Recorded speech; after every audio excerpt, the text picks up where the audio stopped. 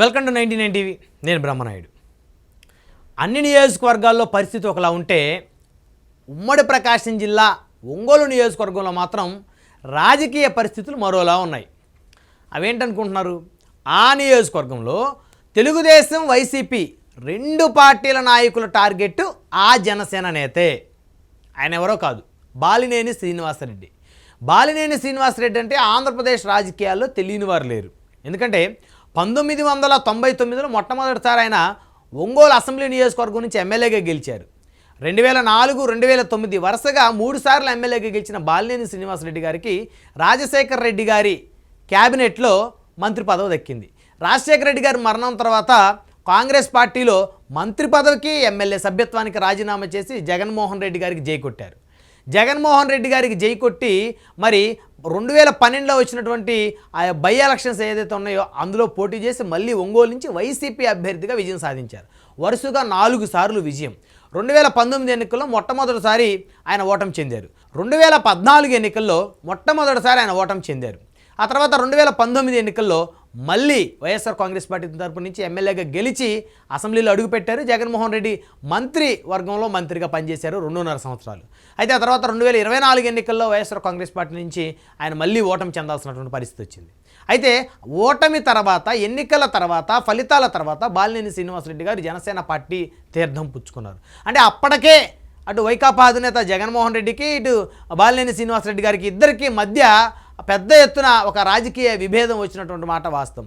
అయితే జగన్మోహన్ రెడ్డి గారి నాయకత్వంలో పనిచేయడం కోసం ఎంతో ఇష్టంతో ఆనాడు ఉమ్మడి ఆంధ్రప్రదేశ్లో దాదాపు 4.5 సంవత్సరాల పైగా ఉన్నటువంటి తన మంత్రి పదవిని వదులుకొని రాజీనామా చేసి, ఎమ్మెల్యే పదవికి రాజీనామా చేసి మరి వైఎస్ఆర్ కాంగ్రెస్ పార్టీ తీర్థం పుచ్చుకొని జగన్మోహన్ రెడ్డి గారు వెంట నడిచి అనేక ఇబ్బందులు ఎదుర్కొన్నటువంటి నాయకుడు బాలినేని శ్రీనివాసరెడ్డి గారు. స్వయాన రాజశేఖర రెడ్డి గారికి బంధువు. సో ఉమ్మడి ప్రకాశం జిల్లాలో ఈ రోజుకి కూడా ఆయన్ని రాజకీయ బాహుబలి అని చెప్పేసి అందరూ కూడా కీర్తిస్తూ ఉంటారు. అలాంటి నాయకుడు ఈరోజు ఎన్నో ఇబ్బందులు ఎదుర్కొంటూ ఉన్నాడు. దానికి కారణం ఆయన జనసేన పార్టీలో చేరటమేనా అనేది కూడా చాలామంది చర్చించుకుంటున్న పరిస్థితి ఉంది. ఎందుకంటే ఆయన అదే వైఎస్ఆర్ కాంగ్రెస్ పార్టీలో ఉంటే ఖచ్చితంగా ఆయన్ని ఎవరన్నా విమర్శిస్తే వైఎస్ఆర్ కాంగ్రెస్ పార్టీ నాయకత్వం మొత్తం కూడా వారిని టార్గెట్ చేసే పరిస్థితి ఉండేది. లేదా ఆయన ఇంకేదైనా పార్టీలో ఉంటే ఆ పార్టీ నాయకత్వం మొత్తం కూడా ఆయనకు సపోర్ట్గా వచ్చే అవకాశం ఉండేది. కానీ ఈరోజు ఆయన అధికార పార్టీలో భాగస్వామిగా ఉన్న జనసేన పార్టీలో చేరినప్పటికీ, జనసేనలో ఉన్నప్పటికీ ఒంగోలులో మైకు దొరికినప్పుడల్లా స్థానిక ఎమ్మెల్యే దామచర్ల జనార్దన్ గారు ఈయన ఇష్టానుసారంగా మాట్లాడుతూ ఉంటాడు, ఇష్టానుసారంగా దూషిస్తూ ఉంటాడు. పలుమార్లు చంద్రబాబు గారు, లోకేష్ గారు చెప్పినప్పటికీ, పవన్ కళ్యాణ్ గారే స్వయంగా 1-2 సార్లు లోకేష్ గారి దృష్టికి ఈ విషయం తీసుకెళ్ళి మీ ఎమ్మెల్యేని కాస్త జాగ్రత్తగా మాట్లాడమని చెప్పండి అని చెప్పినప్పటికీ కూడా దామచర్ల జనార్దన్ గారు మైకు దొరికితే బాలినేని శ్రీనివాసరెడ్డి గారిని టార్గెట్ చేస్తారు. అదేవిధంగా ఈ మధ్యకాలంలో కొత్తగా వచ్చినటువంటి వైఎస్ఆర్ కాంగ్రెస్ పార్టీ ఒంగోలు ఇన్ఛార్జిగా ఉన్నటువంటి చుండూరు రవి గారు, ఆయన కూడా బాలినేని శ్రీనివాసరెడ్డి గారిని టార్గెట్ చేస్తారు. అంటే ఇక్కడ వైసీపీ ఇన్ఛార్జి టార్గెట్ బాలినేని గారే, తెలుగుదేశం పార్టీ ఎమ్మెల్యే దామచర్ల గారి టార్గెట్ బాలినేని గారే. కానీ ఆయన తరపు నుంచి గొంతు ఎత్తేటువంటి నాయకులు లేకుండా పోయారు. అంటే రాజకీయాలు ఒక విచిత్రమైనటువంటి పరిస్థితి ఇది ఎంటైర్ ఆంధ్రప్రదేశ్లో ఒక ఒంగోలులోనే ఉంది. అదే బాలినేని శ్రీనివాసరెడ్డి గారు వైఎస్ఆర్ కాంగ్రెస్ పార్టీలో ఉంటే ఖచ్చితంగా ఆయన ఎవరైనా విమర్శిస్తే వాళ్ళందరూ కూడా విమర్శించే అవకాశం ఉండేది. ఆయన జనసేనలో ఉన్నప్పుడు కూడా జనసేనలో కొంతమంది ఈయనకన్నా ముందు ఎవరైతే సీనియర్లుగా ఉన్నటువంటి నాయకులు ఎవరైతే ఉంటారో వాళ్ళు ఈయనకు సపోర్ట్గా మాట్లాడే పరిస్థితి లేదు. అయితే ఈ మధ్యకాలంలో జనసేన పార్టీకి చెందినటువంటి ఒక బీసీ నాయకుడు బాలినేని శ్రీనివాసరెడ్డి గారికి సపోర్టుగా మాట్లాడినందుకు స్థానిక ఎమ్మెల్యే దామచర్ల జనార్దన్ గారు అరెస్ట్ చేయించాడు అనేటువంటి ఒక ఆరోపణలు కూడా ఒంగోలులో ఉన్నాయి. ఎందుకంటే జడా బాలనాగేంద్ర అనేటువంటి ఒక బీసీ నేత బాలినేని శ్రీనివాసరెడ్డి గారికి మద్దతుగా ఒక ప్రెస్ మీట్ నిర్వహించినందుకు ఆయన మీద కేసులు బనాయించడం, ఆయన పోలీస్ స్టేషన్కి తీసుకెళ్ళటం, ఆయన ఇబ్బందులకు గురి చేయటం. ఆ తర్వాత వెంటనే బాలినేని గారు ఆయన కుమారుడు రంగంలోకి దిగి తమ నాయకుడిని, అంటే తమ పార్టీకి చెందిన తమ కార్యకర్త, తమ పార్టీ నాయకుడిని కాపాడుకోవడం కోసం స్థానికంగా ఉన్నటువంటి పోలీసులతోటి వారు ఫైట్ చేసి మరీ ఆయన బయటికి తీసుకొచ్చిన పరిస్థితి. అంటే ఇక్కడ ఏం జరుగుతుందంటే ఎంటైర్ ప్రకాశం జిల్లా మొత్తాన్ని బాలినేని శ్రీనివాసరెడ్డి గారి చేతిలో పెట్టడం కోసమే జనసేన అధినేత ఆయన్ని పార్టీలోకి తీసుకున్నమాట వాస్తవం.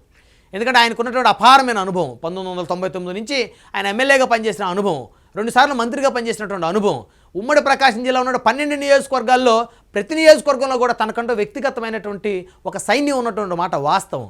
సో కాబట్టి ఆయన ద్వారా జనసేన పార్టీని ఆ జిల్లాలో ముందుకు తీసుకెళ్ళొచ్చు అని చెప్పేసి జనసేన అధినేత ఆలోచించి ఆయన పార్టీలోకి తీసుకున్నారు. అయితే ఇప్పుడు ఏం జరుగుతోంది? ఎందుకనే ఆయనకి తెలుగుదేశం పార్టీ వ్యతిరేకమైపోయింది, ఇక్కడ వైఎస్ఆర్ కాంగ్రెస్ పార్టీ వ్యతిరేకమైపోయింది. సో జనసేన కక్కలేక మింగలేక ఉన్న పరిస్థితి ఒంగోలులో.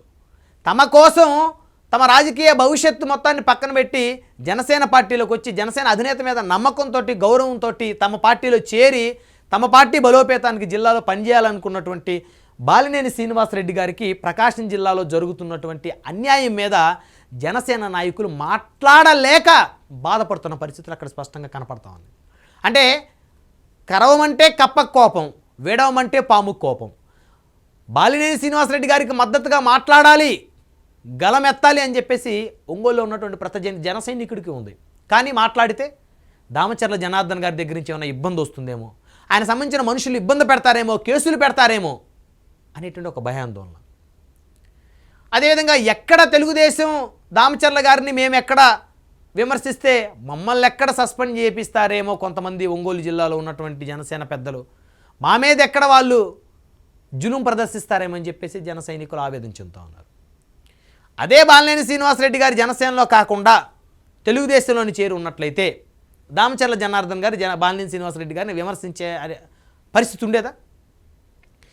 బాలినేని శ్రీనివాసరెడ్డి గారి దగ్గరికి తన రాజకీయ అవసరాల నిమిత్తం కోసం అనేక సార్లు ఆయన సహాయ సహకారాలు పొందినటువంటి ప్రస్తుత వైఎస్ఆర్ కాంగ్రెస్ పార్టీ ఒంగోలు అసెంబ్లీ ఇన్ఛార్జిగా ఉన్న చుండూరు రవి గారు సైతం కూడా బాలినేని శ్రీనివాసరెడ్డి గారిని విమర్శిస్తూ ఉన్నారు, సవాలు చేస్తూ ఉన్నారు ఆయనకి. అయినా ఆయన మౌనం. దేని కొరకు మౌనం? తమ పార్టీ అధినేత పవన్ కళ్యాణ్ గారు ఎంతో నమ్మకంతో తన పార్టీలోకి తీసుకున్నారు.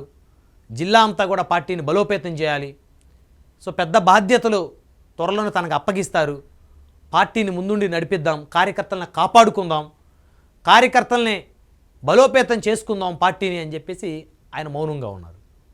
అయితే ఆయన మౌనాన్ని చేతగానితనంగా తీసుకుంటున్న కొంతమంది తెలుగుదేశం వైసీపీ నాయకులు తమ ఇష్టానుసారంగా ఆయన మీద అవాకులు చెవాకులు పేలుతున్న సందర్భం. ఆయన ఒంగోలులో అనేక సార్లు ఎమ్మెల్యేగా మంత్రిగా పనిచేసినప్పుడు స్థానికంగా ఉండేటువంటి ఆఫీసర్ల పోస్టింగ్ల విషయంలో అటు సిఐలు కానీ, ఎస్ఐలు కానీ, ఎంఆర్ఓలు కానీ, ఆర్డీఓలు కానీ సామాజిక న్యాయం పాటించే నాయకుడైన అన్ని సామాజిక వర్గాలకు అవకాశం కల్పించాడు. కాపులకి, రెడ్లకి, కమ్మలకి, బీసీలకి, మైనారిటీలకి, దళితులకి. అసలు చాలామంది ఎమ్మెల్యేలు తన కులం వాడైతేనే సీఏని తెచ్చుకొని వేసుకున్న పరిస్థితి. ఈరోజు ఆంధ్రప్రదేశ్లో 80% ఎమ్మెల్యేలు తమ కులం వారినే తమ నియోజకవర్గంలో సీఏగా కానీ డిఎస్పీగా కానీ ఉండాలని కోరుకుంటారు. కానీ ఆయన ఏ రోజు కూడా నా కులం వాడే ఇక్కడ సీఐగా ఉండాలి, డిఎస్పీగా ఉండాలి, ఎస్పీగా ఉండాలని ఏ రోజు కోరుకోవాలి. తను అందరికీ అవకాశాలు ఇచ్చాడు, అందరినీ డెవలప్ అయ్యే విధంగా చేశాడు. కానీ దురదృష్టం ఏమో కానీ ప్రస్తుతం రాజకీయంగా ముఖమాటం అడ్డొస్తుంది ఏమైనా విమర్శించాలి అంటే. ఎందుకంటే తమ అధినేత కొన్ని బాధ్యతలు అప్పచెప్తున్నాడు, ఒక బాధ్యత ఆయన తీసుకున్నాడు, ఆయన కూడా ఒక బాధ్యతతోటి వెళ్ళిన పరిస్థితి ఉంది. కాబట్టి ఇప్పుడు మళ్ళీ తాను ఏదన్నా మాట్లాడితే అనవసరంగా కూటమిలో తన ద్వారా టీడీపీ జనసేన మైత్రి ఏమాత్రం కొంచెం కూడా దెబ్బతినకూడదు అనేటువంటి ఒక సదుద్దేశంతో ఆయన మౌనంగా ఉండిపోయారు సంవత్సర కాలం నుంచి. అయినప్పటికీ కూడా తెలుగుదేశానికి చెందిన వారు ఆయన మీద మాటల దాడి ఆపటం లేదు. కొంతమంది ఉద్దేశపూర్వకంగా బాలినేని శ్రీనివాసరెడ్డి గారి మీద రకరకాలుగా అవాకులు చవాకులు పెళ్తున్న పరిస్థితి. ఆయన వస్తే ప్రకాశం జిల్లాలో వైసీపీ మొత్తం వస్తుందంట కదా, మరి ఇంకా రాలేదేంటని ఉద్దేశపూర్వకంగా కొన్ని చర్చా వేదికల్లో అనవసరంగా ఆయన పేరు తీసి ఆయన బదనాం చేసే కార్యక్రమం. అయితే ఈ రోజుకి కూడా జనసేన అధినేత ఆర్డర్ ఇస్తే ఉమ్మడి ప్రకాశం జిల్లాలో జిల్లా పరిషత్ చైర్మన్ని జనసేన అభ్యర్థిని చేయడానికి ఆయన రెడీగా ఉన్నాడు, జనసేన కండువా వేసి. ఒంగోలు మేయర్ని జనసేన కండువా వేసి ఒంగోలు మేయర్ పీఠ మీద జనసేన నాయకులు కూర్చోబెట్టడానికి ఆయన సిద్ధంగా ఉన్నాడు. అయితే కూటమిలో ఎలాంటి ఇబ్బందులు రాకూడదు, తెలుగుదేశానికి అవకాశం ఇవ్వాలి అని చెప్పేసి జనసేన అధినేత కూడా మౌనంగా ఉన్న పరిస్థితి. సో కాబట్టి ఆయన కూడా సైలెంట్గా ఉన్నారు. ఈ రోజుకి ఖచ్చితంగా ఆయన రమ్మంటే ఆయన కోసం వచ్చే జెడ్పీటీసీలు, ఆయన కోసం వచ్చే ఎంపీటీసీలు, ఆయన కోసం వచ్చే కార్పొరేటర్లు ఉన్నారు.